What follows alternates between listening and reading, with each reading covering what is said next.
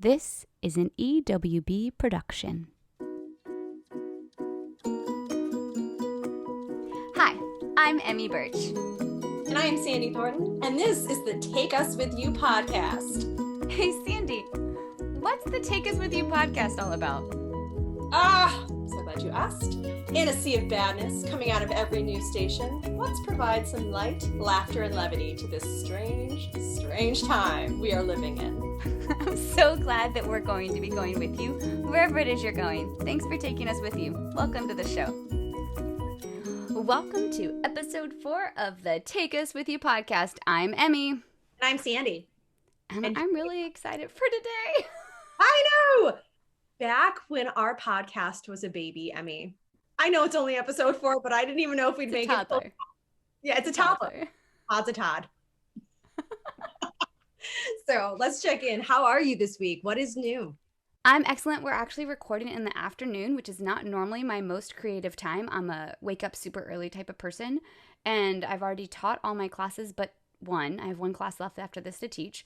So I'm kind of like in be Dr. Birch mode, but I'm really excited about Take Us With You mode. So I'm good. I'm having a good week. It's been pouring here. I hear you have snow.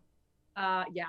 So I'm looking out my window right now, and there is a ton of snow. And normally, like, this is a big deal for Cincinnati folks, because the last few years we've been getting jack diddly. And of course, you know, my kids want me to get outside in that crap and play all the long day, and I've been avoiding it.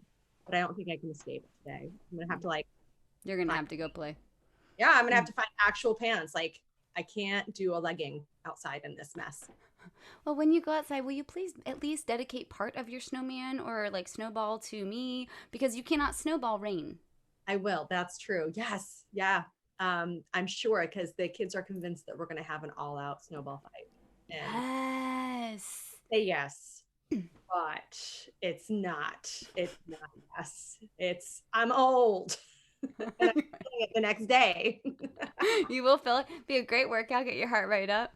Right. So you know, our friend Theo, back from the beginning episodes, listened to the pod and said thanks for the shout out and gave me a new dad joke for today. And I'm going to butcher it, but I have a backup.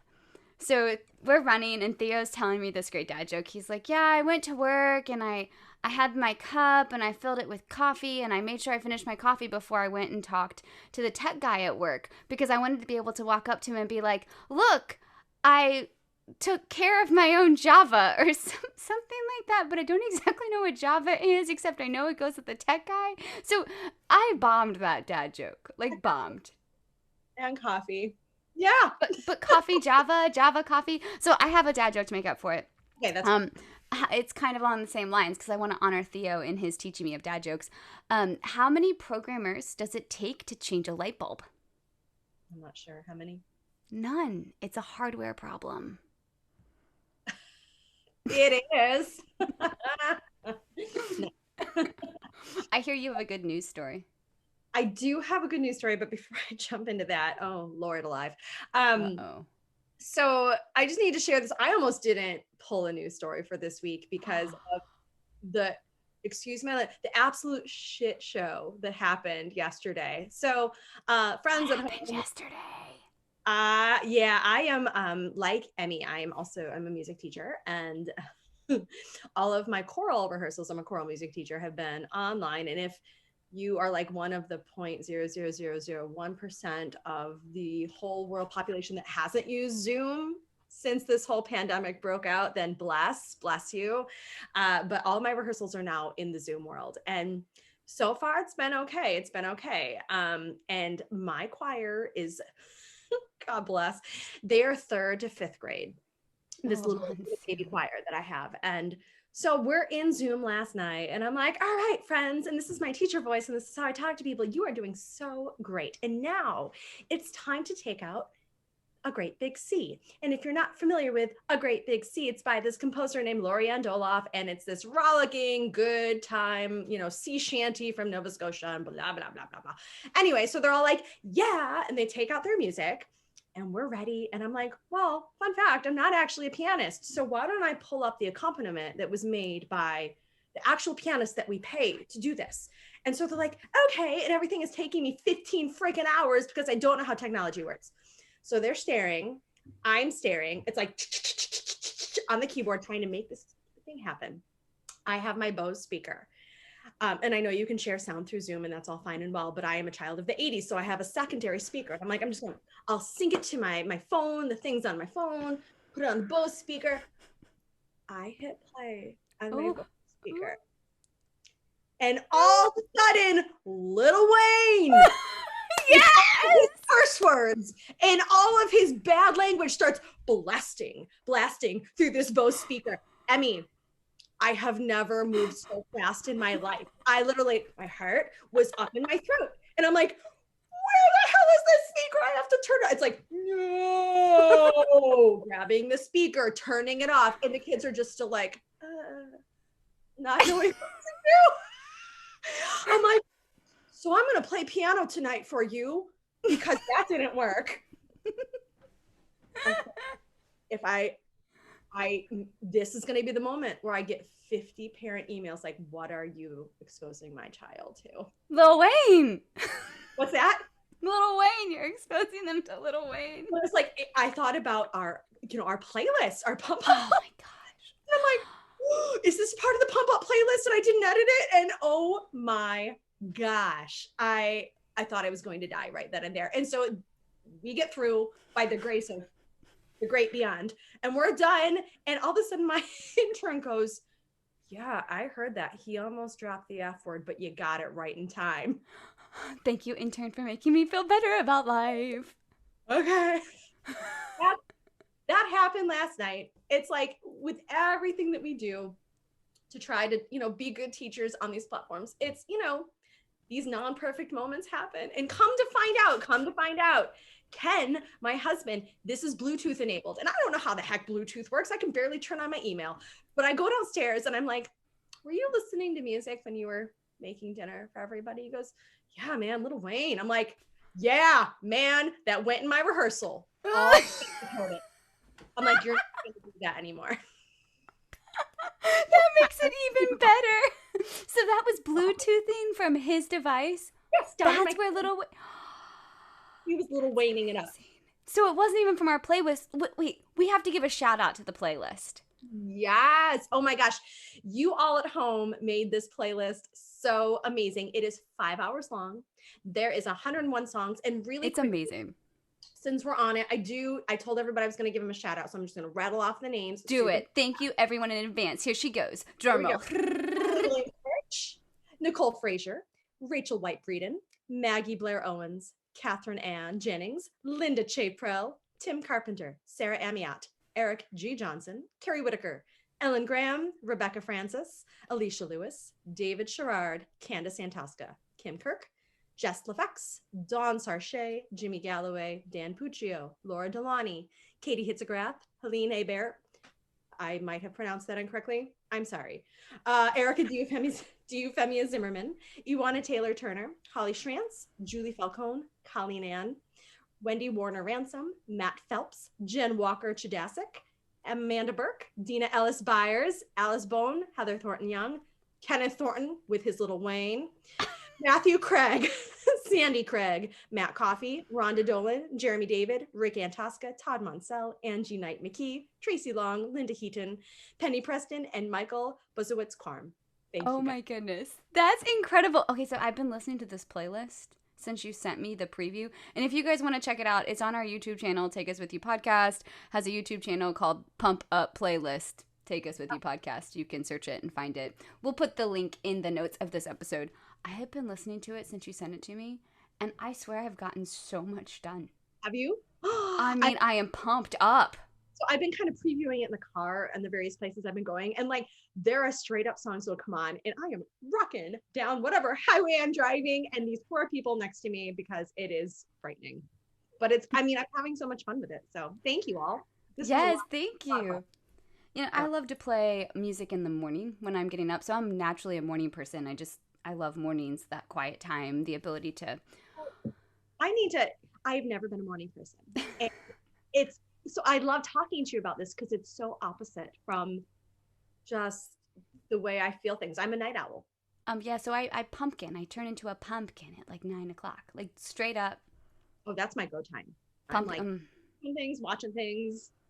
Zero creativity. I wake up super early. Daniel Pink wrote a really great book on this. I think it was published in 17 maybe, but he wrote a book on your time and how your body's rhythm works naturally. And there is some things you can do to adapt your time, but for the most part, you have a certain rhythm. It's why I work really well on the East Coast, because if you put me on West Coast time, I suddenly feel behind. Do you really? So yeah, I am my shift of time is I'm really good from 10 a.m. to like midnight, but not before. And I hate it. Five. Oh my God, I Five to hated it 10. when I was teaching. Because I would have to wake up before the sun, and every day I'd curse my life. I love teaching. I Oh, hate I it love being in it. high school at 7:15. Uh, Oh, you, the earlier the better. Like if I can get up and get my morning like little routine done and get my workout in, and then the sun just starts to come up at the end right as I'm sitting down at my desk. Oh, the day is set, and this pump up jam playlist has been helping this week make it I even more love that fun. we have. I mean, obviously we get along, but we are completely opposite in terms of just our time clock. You We, know, I wonder what the listener's morning routine is. Like, do you wake up and just go? Like, I couldn't imagine getting up and just going. Like, we have a very, obviously we have no children, we have two dogs, but like, wake up, one of us takes care of the dogs, one of us makes the bed. I make the bed because the pillows go in certain places. That's a thing. Every single day I make the bed. okay. And then what happens? And then coffee. And then, while we're sitting on the sofa having coffee time, he's reading whatever articles he's reading. I'm practicing German and doing my Bible study and reviewing my calendar for the day. And then he goes to work super early. So when he gets up to go shower, I usually start my workout or prep whatever needs to be prepped for food for the day. And then I'm at my desk between 7:30 and 8. Okay.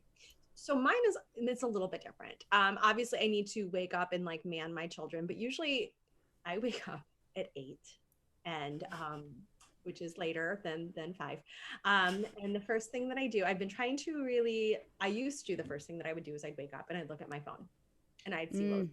going on social media, and I'd check my email, and I would kind of go over my to-do list in while in bed, like power thumbs, Oh, right? like sitting in bed? I don't get that. Like people lay in bed? I don't understand this. I That was just me. get out of the bed.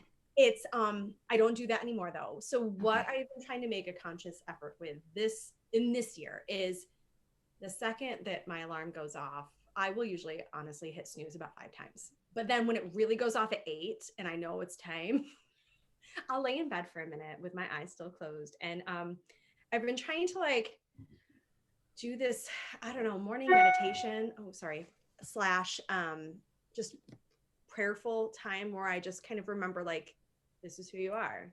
This is whose child you are, that sort of thing. And like, you are blessed, and, all of the wonderful things that we often forget about ourselves when the going gets tough throughout the day. I try to start my Mm-hmm. day that way. And then I groggily throw my feet out of the bed and do my morning ablutions. And then I make sure my kids are still alive. That's really it. And I feed them all the waffles. And they start school at 9, and then I actually start my day.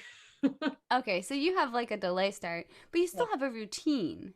Routine. Yeah, it's not, it's more of an ease in routine though, I'll be honest. And it's something that I've always wished that I could be a bit more like you, and that I had things like bam, bam, bam down the line. And You I've never really, no, you do you. The world does not need any more of me. the There's world, only one. my friend, and I love that. I'm so Love it. thankful that you helped me get balanced and get off the routine. I love it. With your slacker friend Sandy, it's gonna be great. It's gonna be great. Not slacker. No, this is I funny. feel like having a morning routine is normal, but is that because we're weird? Like, what are things? No, I think everybody has their shtick. Don't you think? Like, I think I don't there's, know. I, mine is a little bit more loosey goosey, I'll be honest. But it's still there. It's just very loosely there, Okay. And I think everybody, they're going to run the gamut of very like specified, regimented to, I'm going to do whatever the heck I want. Mm-hmm. Even that is kind of routine like as well, in a way. Yeah, in a way. I think it's the perfect segue too into the like real conversation of today, which is, what do we think are completely normal that other people might think are unusual or strange? Right. That for instance, yes, like those types of things that our listeners at home, they might be thinking that, I'm completely We're outside. crazy. Yeah, I make my bed every day. I don't make my bed at all. Maybe on the weekends. I actually need to make my sheets. Sorry. Sometimes I don't put the pillows on the weekends in case there's a nap. Just in Oh, case. But really, it's like, that's extra special. I'm like, I'm not putting the pillows. Like, whoa. But I still pull up all the sheets and stuff. I do like to I will make them on the weekends. And I don't know why I have such an adversity. It's not like I'm going anywhere. I'm literally hunkered down in my house because the world's falling apart. Why can't I make my bed? But I don't. But one thing I do love is I love napping actually in a made bed. I love Really? getting a secondary blanket and curling up in my beautifully made bed and just napping On top of it. on top of it, not in it. Huh. Yeah, That's something that other people might find strange. I know. You don't think it's strange? I do. I find that very strange. Why not just get under the covers that you plan? Because I'm in my day clothes. I'm not in my jammies. Oh, I only sleep in pajamas. That's we don't sleep in day clothes. Like, what's that? But napping is during the day. You're in your day clothes. Oh, it's still a transition. It's routine, structure. Hello, have you met me? Yeah. Only sleep in sleep clothes. Oh my gosh. Okay. All right. So what is something, that's one of my weird things, one of many. What's something that you think is like, this is normal for you, but I might, or someone else might think it's not? Oh, my running is probably something that a lot of people would find abnormal. I just love running. Love running. Love. I love that. Love. For you. Love. That's a face right there. That is a face. But that's like, you can pick your own thing. I just like the routine of fitness. Okay. I have like a fitness routine quote, but it's always to build towards a running goal. Like right now I'm working on my BQ, my Boston qualifying time. I got it a couple years ago, but I'm so excited. We'll do it again. That's great. I believe. I love to experiment with food. Like I'm totally into mushrooms right now. I love them as well. We've talked about this before. I try to work them in a few times a week. Mm-hmm. I like every day as additives, like the medicinal mushrooms, not the hokey pokey like hallucinogens. I'm talking about the adaptogens here. The fun kinds. What? Who said that? Yeah. So do you use the whole thing, or do you do like, how they do the powder? You can put the powder kind in your smoothies and shakes. So I try to have mushrooms on at least one dish every day, like from the grocery store mushrooms. Well, I like it from the farmer's market mushrooms. But I also use the powdered ones because there's so many great benefits. In fact, there's a lot I think we can gain from looking at the medicinal benefits of them if you're stressed or if you need to build your immune system. Or for me, I'm building oxygen levels in my cells or mental focus. So like lion's mane is nature's ADD medicine, and chaga is like the queen of mushrooms. It's an immune builder and a cell rebuilder. It's great after a workout or after a hard day. And reishi or reishi, however you want to pronounce it, it can be both. It's like the king of mushrooms. It's like an anti-stressor. That's and I need that. Yeah, that's a good one. Chaga and reishi together at the end of the day with like some mint tea, mix it all together. Super good. Some cocoa powder. Yeah. Make it like chocolate. Mm-hmm. What else? I really like cordyceps. Those are great. Yeah. But you got a book about it too. Mm-hmm. Right? Mm-hmm. I read a book by I've read 2 books now. Because I just find it interesting. What can we heal with food? Like, is it possible to heal things? Mm-hmm. For me, it's my focus. I usually overcome being unable to focus by getting too rigid with my schedule. But is there a better way? And that's another one of those things that's very specific to who people are, Mm-hmm. And I think that if we can find ways that really promote us being high functioning best selves of ourselves, then fine. It's whatever works. I am borderline OCD. It's not diagnosed. I just think that I am because I used to have a very big hand washing obsession when I was in elementary school, to the point where like my poor hands, and like I grew up in New York, it's cold. I was washing my hands every 5 minutes. They were falling off, type of things. And to the point where my poor 4th grade teacher, Mrs. Verrill, would say, you need to wash your hands less. I can't believe I'm telling you this, but please stop. Could you imagine? Okay, that is definitely something that other people might find unusual. Yeah. And then like my last real thing is that if I go to the grocery store, I will only park in one aisle. Like I can park in multiple spots. I don't care about that. But like I drive to the very end. It's probably because I don't really like people. I'll turn to the right and then I'll drive kind of towards to the end of that one far away aisle. And that's my aisle. Seriously? I know. I I know. haven't been to a grocery store since COVID. Good for you. It's just like purgatory. I'm a little scared. What about, how do you take notes? Are you I'm a handwriter. line? Okay, and are you like a bulleter or a numbered? How do you do it? Bulleter. So I have my main idea, then underneath that indented in about a half an inch. That's where I put my bullets. It's all handwritten. So I love formatting. Yeah, handwritten's good. That's how I take all my notes in school. But I was a take up the whole page, draw squigglies, draw circles, use like different lines. highlighters. Yeah, lines. Everything is connected, and it becomes a web, and then I can, take it from there. I love that. Yeah, I love a good. What is the word? I learned it in third grade. It's word map. No. Brainstorm. Yeah, but it's like you have Roman numeral 1, and then you have the thing, and then you have big letter A, and then the subheading. Oh yeah, the there's a button for it in Word. What is the word? No idea. Word document. It's in there. It's gonna come to me at 3 formatting. You love formatting. I really do love formatting. It helps my brain process how information is laid out. If I can see it in groups of ideas and smaller ideas that relate to the bigger idea. So you're visual. Visual. You're a visual learner. Yeah. Auditory all the way. If you could just tell me, if you could read me the entire textbook, I will remember it. So if I was to sing you a song about having to memorize facts, like you'd be able to recall that song and remember all those facts. For the most part, yeah. I mean, I might need a couple times through to get all of them, but if you sing me a song, I'm never going to forget that you sang me a song. Like, I learned about mitochondria in 10th grade because I wrote a song about it. Powerhouse of the cells. I don't know. I remember from my K to 12 learning. What about color coding? I really do love color coding in a calendar. Helps me understand the routine. I think that's part of it. Yeah, that not as I like it. And so sometimes, like, if I do my calendar a little different. Like I have my phone calendar, but then when I have to organize people for like actual rehearsals, I do it in a Word document by color. Okay. But I don't need it color coded in my phone calendar. My everything is kind of my closet. Roy G. Biv has always been Roy G. Biv. I mean, it's not super clean, but it is Roy G. Biv.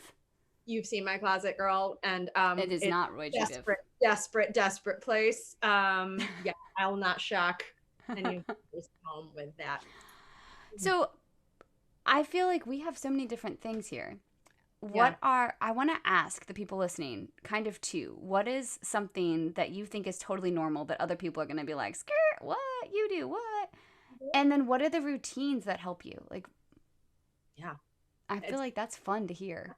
And I like learning about kind of, I feel like when you hear about that sort of thing about other people, it gives you just this little extra insight into how they tick. Mm-hmm. And I find that like human beings are fascinating. I find them both fascinating and appalling, but more fascinating. And I don't know. I just like to see how people are wired because I feel like it helps me. One of my girlfriends says that. She said, every person you encounter is a personality you've either met before or a mix of personalities you've met before or a whole new personality that you get to learn about. That's my favorite. That like, I mean, I love all sorts of people, but I just, you know how when somebody's just completely authentic and completely just themselves, I don't know, I find it to be so magnetic. Like I just want to find out about them. Let's ask officially, ladies and gentlemen, boys and girls, everyone listening. What are your routines? What are the things that you might find normal that everyone else finds odd? So those are two questions that kind of could be the same thing, but not. Yeah. You can go in a bunch of different directions with this. I know what my routine's going to be when we hang up from this. Pushing play on the Pump It Up Jams playlist. Oh, what? If you haven't checked that out, I know we already mentioned it, but like get on that because it really pump up the jams. Yeah. We have to end with the news story. Yes. Oh, I got a good one. Thank you. I'm so excited. Keeping me honest. Here I could like blabber all the lip. No, we've had so many good stories here, but you know me, I like the routine. What's the news story? And you haven't told me yet. So my mother found this for me. She goes, well, this is what you can put on your next podcast. So here it is. And she doesn't actually talk like that. That's my impression. Here we go. Ready? This is from The Guardian, theguardian.com. Scientists solve the mystery of why wombats have cube-shaped poop. Here we go. I don't even know what a wombat is. Oh, hang on. Let me show you. It's this. Oh no. Oh, okay. I see. Yes. Okay. It's like It's basically a rodent from the Great Down Under. Here we go. That poop square. Cube poop. How wombats produce their cube-shaped poo has long been a biological puzzle, but now an international study has provided the answer to this unusual natural phenomenon. Okay. It's an international study. Like, let's just pause. What is your research area? Tell us about your content area. I study the cube-shaped poop of wombats. I can't even say it. To a national conference and having that be your great body of research. Okay. Anyway, the cube shape is formed within the intestines, not at the point of exit as previously thought. According to research published in the scientific journal, Soft Matter. That is the name of the journal. The journal is Soft Matter. It's literally a journal of crap. This was Thursday. The paper expands upon preliminary findings first presented at a meeting of American Physical Society's Fluid Dynamics Division in Georgia in 2018. This was like right in your backyard, girl. Sorry, I wasn't invited. Me too. Dr. Scott Carver, wildlife ecologist at the University of Tasmania, and one of the authors of the research paper said, there were wonderfully colorful hypotheses around, but no one had ever tested it. There was a speculation that wombats had a square... This is going to get good. Good luck with this. There was speculation that wombats had a square-shaped anal sphincter that the feces got... So good. Or that the feces got squeezed between the pelvic bones, as well as the quote-unquote complete nonsense idea that wombats pat the feces into shape after they deposit them. The project originated 4 years ago when Carver was dissecting a euthanized wombat hit by a car and noticed the cubes in the last meter of the wombat's intestine. Carter described it as, isn't that odd? The team of researchers in Australia, including the head veterinarian at Taronga Zoo, Larry Vogelnest, tested the tensile strings of the intestines, while physicists in the US based at the Georgia Institute of Technology created mathematical models to simulate the production of cubes. The team discovered big changes in the thickness of muscle inside the intestine, varying between 2 stiffer regions and 2 more flexible regions. To make the cubes. I mean, logically. Let me see where the funny parts are. This would be something that the wombats think is completely normal, but other people think is very strange. Every single other person on the planet. Well, wombats aren't people, but yes. Yeah. Here we go. Asked why wombats have this feature, Carver said that the theory was that wombats, with their strong sense of smell, communicate with each other via feces. Oh, awful. And the cube shape helps prevent the feces from rolling away. The researchers also found that cube-shaped feces on an 8-degree slope rolls far less than spherical-shaped models. It's kind of like, what is that show where they're trying to test hypotheses, like of urban stuff, urban legends? I have no idea because I fall asleep in front of the TV, but oh my gosh. So like, they poop square so it doesn't roll, so they can communicate because they communicate through that way. Yeah, real work has gone into figuring out what even the degree of slopage needs to be. So this is one of the more unusual research projects. Well, no kidding. Taronga has involved it. A bit quirky, but it does answer a very significant question, one that a lot of people ask. So it could can't say I've ever asked that question. I didn't even know it was a thing until Linda Prowl sent me the article. Thanks, Linda. Thanks, Mom. It was a good one. And this can go into research for helping people with manufacturing cubes inside of a tube if we ever need to do that, which could be applied to other fields, including manufacturing, clinical pathology, and digestive health. Great. So if we ever need to figure out how to make cubes, we can reference the wombat's intestines, the last meter of the wombat's intestine. Oh, last meter only. Yeah, I think someone coming up with that research idea thought they were being completely normal, but other people might find that strange. Yeah, I would like to see the dissertation that got passed with this one. For the review board. Can you imagine the review board like reading? Oh, this has been so much fun. Hey, wherever you're going, I hope that you've gotten there safely and that we've entertained you and gotten you thinking about routines and things that are strange but normal for you and wombats that poop cubes. And if you still need more, go check out our Pup Up the Jam playlist on our YouTube page. And check out our former episodes as well. Be sure to rate us on Apple Podcasts, wherever you listen. Feel free to leave us a review. We love reading that. So thank you guys. Thanks for taking us with you. We'll see you next time. Bye.